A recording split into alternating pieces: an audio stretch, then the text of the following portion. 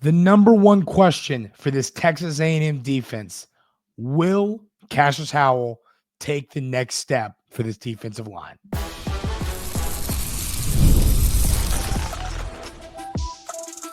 You are Locked On Aggies, your daily podcast on the Texas A&M Aggies, part of the Locked On Podcast Network, your team every day.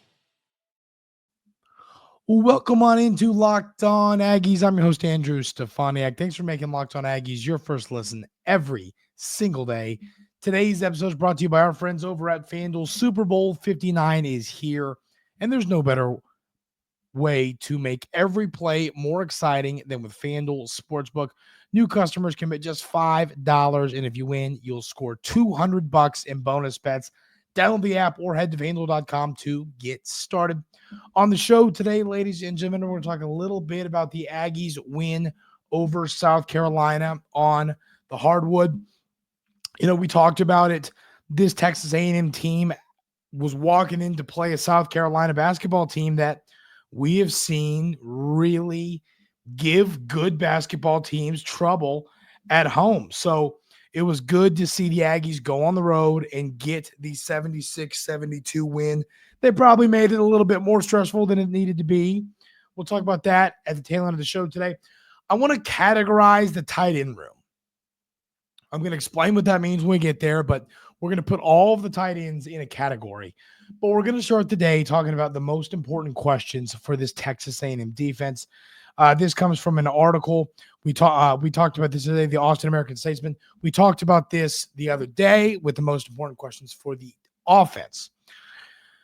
To me, the number one most important question for this Texas A&M defense is, will Cashius Howell take that step that we know he's capable of taking from really good to elite? And if he's able to take that step, it will be massive for the Texas A&M defense. I mean, once again, you're losing Turner and Stewart and Scorton, all of these elite defensive linemen that you've had around for a while. Then obviously you added Scorton in the portal this year, but you're losing these guys. You're losing 3 NFL players, and you need somebody to step up on this defensive line, and that guy has to be Cashius Howell. You know, I find this really funny, but I mean, I think the season Cashius Howell had, you could make the argument, was like one of the most underrated seasons in Texas A&M football history. I mean, just a guy that absolutely came in the game, did his job, and was just kind of outshined by some really good players around him. But I mean, on the year, Cashius Howell had 4 sacks. He had 40 tackles. He had a forced fumble. He had an interception. That interception was really, really cool in that USC game, in the bowl game. It's just proving how athletic this guy is. You know, a guy that came over from Bowling Green had 9.5 sacks last year. And when he came in, we knew Nick Scorton was going to be your best pass rusher and the guy that was highlighted before games and all that. We knew that's who Nick Scorton was going to be. But yeah, I mean, we all thought that Cashius Howell was going to find a role on this team, and he did. I mean, he played a bunch of snaps and he put up good numbers. His PFF grade was elite. His pass rushing PFF grade was one of the best in college football. He has one of the highest returning, of the returning players in college football. His PFF grade for pass rushing is one of the best in all college football. So the question then becomes for this team, will Cashius Howell take that next step? He's a really good player who had a really good season in year 1 in the SEC, but will he be able to take step A to step B and become a just absolute star? Now that, those guys we talked about, now that Scorton is gone, and of course Turner and Stewart are gone, now that all these guys are gone, moving on to the NFL, you need someone to step up on this defensive line, and I think it's going to be Cashius Howell. I think he's a guy that can get his name thrown in first-round pick type status next year if he's able to have the season that I believe he can. The next question for this Texas A&M defense from the Austin American-Statesman is, can a freshman make an early impact? I mean, defensively, I just don't see one of these players making an early impact for this team. I mean, I just don't. I mean, if there was going to be a player that is going to find a way to have a role for this team early in their Texas A&M career, I mean, a name that immediately pops off the sheet to me would probably be Chase Sims or DJ Sanders. But a guy I really like who's not ranked as high as those guys in the recruiting rankings is Landon Rink. I mean, we saw him the other day in that All-American game just absolutely dominate and just look like a star. So, you know, I think that you've got a lot of great players on this defense, but I mean, like, do we really think we're going to see a Kelvion Riggins or a Landon Rink or a Sanders or a Sims get early playing time? I just don't know if I'm buying that. They're going to be stars in this program. I mean, we're talking about those two, Sims and Sanders, are both top 75 recruits. I mean, they're going to be great players. I just don't know. Yeah, they'll play some snaps. I'm not saying they're going to see literally 0 snaps, but I don't think they're going to be significant role players for us is kind of what I'm getting at. So to me, the answer there is no, in all honesty. The next question is, how will the cornerback room shape out? In all honesty, I am so confident in how good Cashius Howell is going to be that would have been the most important question on my list. I mean, it continues and continues and continues to be a concern for this team, looking and seeing, you know, Cashius Howell, or Cashius Howell's in the mind, looking and seeing this secondary and going, it was an issue 2 years ago. It was an issue last year. How can it not be an issue this year? And I think that bringing in Humphrey and Shaw can help you. But at the end of the day, I mean, we know Will Lee is CB1. He's going to be good, but you need someone to step up, and you need it desperately. And I just don't know who that's going to be. Maybe it's one of the transfers. Maybe it's one of the young guys that's been around for a year or two. I'm not sure who it's going to end up being, but it's got to be somebody if you want this defense to be better. I mean, you know, when you get a team that is just, when you're in a defense that just gets gashed in the pass game, I mean, it's just hard to win games when opposing teams are having explosive plays and pushing the ball downfield all game long, because that means they're putting up quick points, and quick points are not good for an offense like Texas A&M's, who likes to run the ball and ugly up a game and slow down a game and dominate time of possession. This secondary has to improve, or we're talking about a loss or two for next year. I mean, if they can't fix this secondary, we're talking a difference in a couple wins next year. So it has got to be better. I think getting Tariq Chappelle back helps. Obviously, you know, he didn't play really this year because of the injury, and now you get him back. I think that's going to go a long way. So you need some players in that cornerback room to step up. You know, then the next question they have here is, do the Aggies have enough defensive tackle depth? This says, despite Turner heading for the NFL, the Aggies have one returning starter on the defensive line, rising senior Albert Regis. Beyond that, it's all question marks, particularly in the interior. Rising junior DJ Hicks is expected to play an increasing role in 2025 after playing 12 games in 2024, starting only the bowl game. Transfer portal addition Tyler Oyenum from Iowa State has a chance to make an early impact as well. Oyenum totaled 90 tackles for 13 for a loss and 3 sacks and an interception in his 3 seasons with the Cyclones over at Iowa State. You know, that is going to be one of the interesting parts of this unit on defense is can this interior defensive line be good? Because I mean, you're losing so much talent across this defensive line. It becomes quickly concerning, like that unit. And I've talked about it. I don't know if they've brought enough guys in the portal to really make me feel better about this Texas A&M defensive line. I mean, I think that it's in a spot where you've got a lot of up and coming stars on this roster, but there are definitely some overall concerns. And will this unit be able to take that step to the next level and prove that they're really, really, really good? And that's my question, because I just don't know. I think that you've got a lot of guys that got to step up. I also don't think Texas A&M done in the portal there. I think in the next window, you're going to see them go add a few players in the interior of that defensive line. We're going to talk about the last question for this defense and then discuss how to categorize this tight end room. We'll do that coming up right here on Locked On Aggies. But first, I want to tell you about our friends over at FanDuel. Super Bowl 59 is here. One game, two teams, endless possibilities, and there's no better way to make every play more exciting than with FanDuel Sportsbook. Whether it's predicting the first touchdown, calling the MVP, or even betting on the coin toss, FanDuel makes it easy to get in on the action.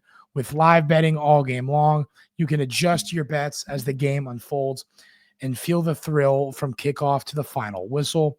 The live betting feature lets you stay involved no matter what happens on the field, and the app is super easy to navigate. Plus, knowing that you can place a $5 bet and potentially win $200 of bonus bets for the Super Bowl, that's icing on the cake. Download the app or head to FanDuel.com to get started. Bet just $5. If you win, you'll score $200 in bonus bets. That's FanDuel.com. Bet with FanDuel, official sportsbook partner of Super Bowl 59, and of course, the Locked On Podcast Network.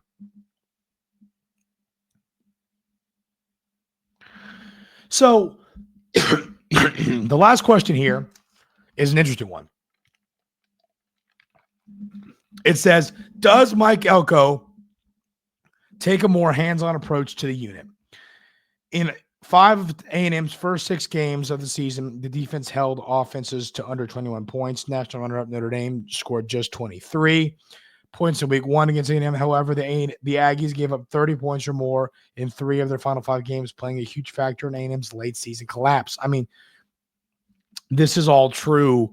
So I guess the question is, will we see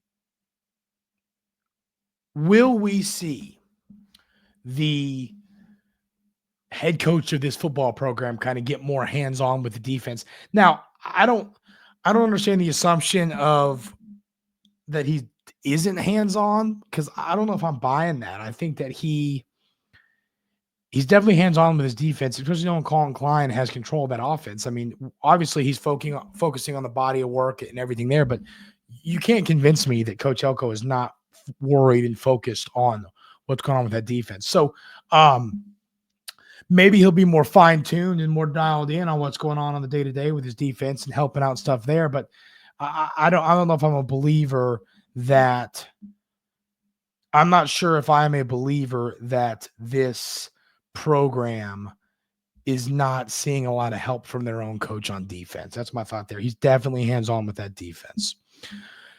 So let's move on and talk a little bit about this tight end room. You know, I do think that, in all honesty, the tight end room is one of the most interesting units on the team, to be honest with you. Just kind of looking at it, when you look at this tight end room, I think there's a lot of guys that could have a role, and we're not sure, and who's going to play this big role, and what's going to happen here. I think that you have a lot of units like that. So I really always do sit and find it really interesting when thinking about this room, because, I mean, it's just like last year's tight end room, in my opinion. You've got a lot of players that can be really good, but who's going to step up? So I've categorized upside, blocking, underrated, and pass catcher. So pass catcher, I've got Niblack. I think that he is our highest upside pass catcher. I think that when the season ends and you see, you look at the stats for next season stats, you go into the future and look, you're going to see that Niblack leads this room in receptions. I think that you're just going to see a lot of yards go to him. I think he's got a lot of upside. I think he was behind a really good player at Texas this year. I think he proved he could be good at Alabama, goes to Texas, gets stuck behind a great tight end. I think you're going to see Niblack find a way to have good numbers catching passes this year. Then I have down the blocking tight end. That's Nate Borgacher. I think that he is going to be a really good blocker. He's proven during his time at Nebraska that that's just who he is. He's a great blocker. Yeah, he's going to catch a few passes. I'm not saying he's going to completely be shut out and not catch a single pass. He'll get it on the board and catch some passes. I'm just saying I don't think he's that high upside pass catcher for this team. I think you're going to see him. You're going to see him be involved in the passing game, but not a lot. So he's the blocker. Then I've got the underrated. In the underrated character, I've got Mike O'Reilly and then Theo. With Mike O'Reilly, I don't think we really know who he is yet. And I mean, I had him on the show 2-3 weeks ago, and that's what he said. I mean, he told us, he said, listen, there's a lot, I got a lot to prove this year. So none of us really know who Mike O'Reilly is yet, but I do think he's a player that could be really, really good for us, but we just don't know. He's the wild card. He's the guy that we just don't know what's going to happen. Then you talk about Theo is the other guy I've got there. I think that it's hard to say he's underrated because, I mean, last year he proved that he is a guy that can really, really help you on offense. I think that he's another guy that has that underrated factor to him. I think he's going to be involved this year. I think he's going to catch passes. That's the other thing. While I said that I think Nyblack is going to lead us in receiving yards and he's going to be the number one pass catching tight end for this team, I still at the same time think you're going to see receptions go to Theo and go to some of these other guys in this tight end room. I mean, we talked about Borger having a few. Then I have my upside category. In my upside category, I have Nyblack, of course, because I've said it. I think that he is going to take this big step next year. I think he is. I mean, when you just watch film, it's pretty clear to see the type of tight ends that look like they could be a pass catching tight end in the NFL. That's who Nyblack is, in my opinion. He was just stuck behind a player that is going to be an elite NFL tight end. So I think that coming over from Texas, we saw it at Alabama. I think he's going to be great. Then the freshman, Coyote Armstrong. This kid's going to be special. I just don't know if it's going to be this season. I think when it comes to upside, he's got way more upside than Nyblack. I think that Coyote Armstrong is going to be a star. I mean, an absolute star. It just might take him a little bit of time to develop into that star. So is it going to be this year for Armstrong? I'm not really sure about that. We'll see. But that is how I would categorize the tight end room. Let me know in the YouTube comments, because once again, I keep reiterating this point, but I'm serious. I think that this tight end room is the most interesting room on this roster. I don't know how it's going to shape up. I think that you've got a lot of great players, and we're not entirely sure who's going to end up proving they're the guy in X, Y, and Z. So let me know that in the YouTube comments, who's going to be the number one pass catching tight end, just the number one tight end for this Texas A&M team. The Aggies got a big win over the South Carolina Gamecocks on Saturday. We're going to talk about this win, who played well. We'll break it down coming up right here on Locked On Aggies.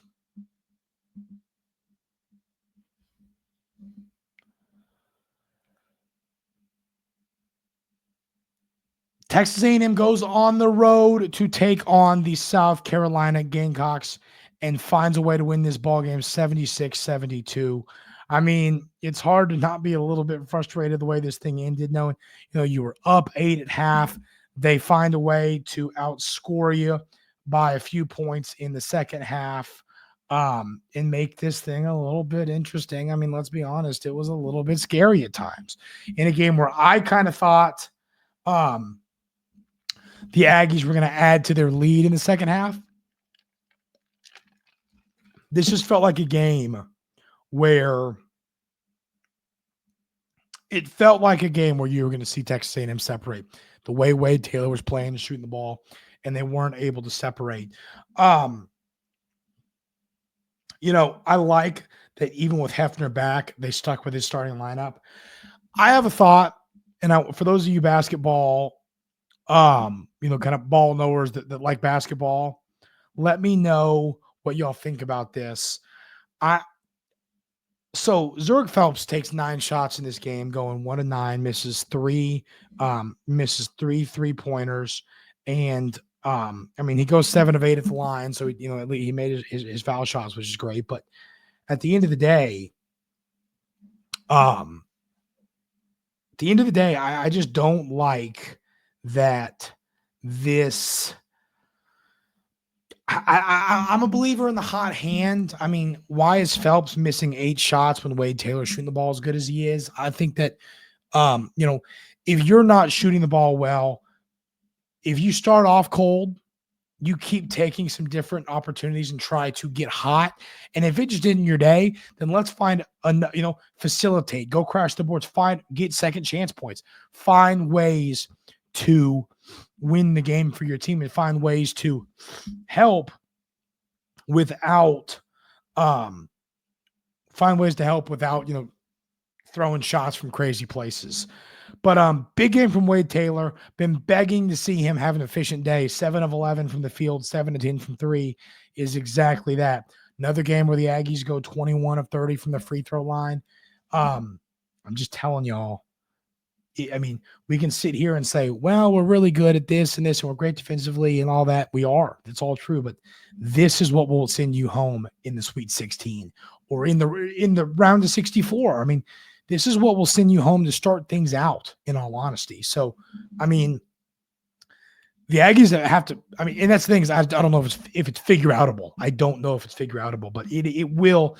I'm just telling you, this team won't win in March not making free throws. It's just the reality because they're not good enough offensively to separate from teams. We've seen that this year. They win games, but they're always interesting. So they've got to be better at the free throw line in March, or this will end ugly for this team. I really feel that way. A basketball game where you out-rebounded the opponent by 2 on the defensive glass and 1 on the offensive glass. Wasn't really a dominant rebounding game for the Aggies, but at the end of the day, it really didn't end up mattering that much. He turned them over 12 times.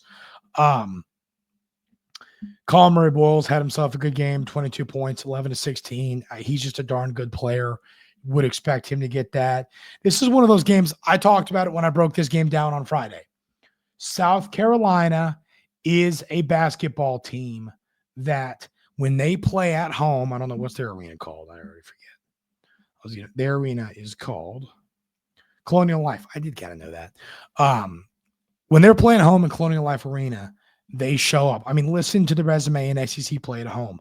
They get blown out by Alabama. That was the one team that really blew them out at home. They lose to number 1 Auburn by 3, the number 2 at the time, but number 1 Auburn now by 3 points at home. They lose to Florida by 1 point at home in a game they should have won. They lose to Mississippi State in overtime in a game that they had their opportunities, and then they lose to Texas A&M by 4 points at home. They have played every good team in this conference really, really tight at home. So while this team is sitting with a very ugly 0-9 record in conference play, they are better than they look. I'm just telling you, they're playing in the ACC right now. They're the 3rd best team, maybe the 2nd best team. That's just the reality. So it was a good job to go on the road, take care of business, get the big win. Now you get, you are now sitting currently in the standings with a record of 6-3.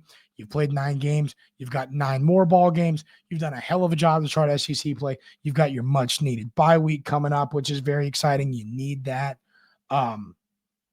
So knowing that the Aggies don't have a game this week, then you go to play a very underrated Missouri team. I still don't think people are buying into how good this Missouri team is. They're 17-4. Do they have 2 losses in conference play or 1? They have 2. They're 6-2 in SEC play. This Missouri team is good. Their losses are to Auburn, and I forget who the other loss was to. Let's see. Their other loss was to Texas in a game they probably should have won. So Missouri's good. They're really, really good. We'll break that game down when we get later in the week, but get rested, get healthy, and be ready to rock and roll for this big-time game against the Missouri Tigers, which is, of course, coming up on Saturday. And it is a ball game for this Texas A&M team on the road. That's going to be a tough one. So you got to find a way to get the big win. That's going to do it for today's episode of Locked On Aggies. Thank you all so much for being here every single day. I really, really appreciate it. Have a great rest of your Monday, and we'll see you tomorrow right here on Locked On Aggies.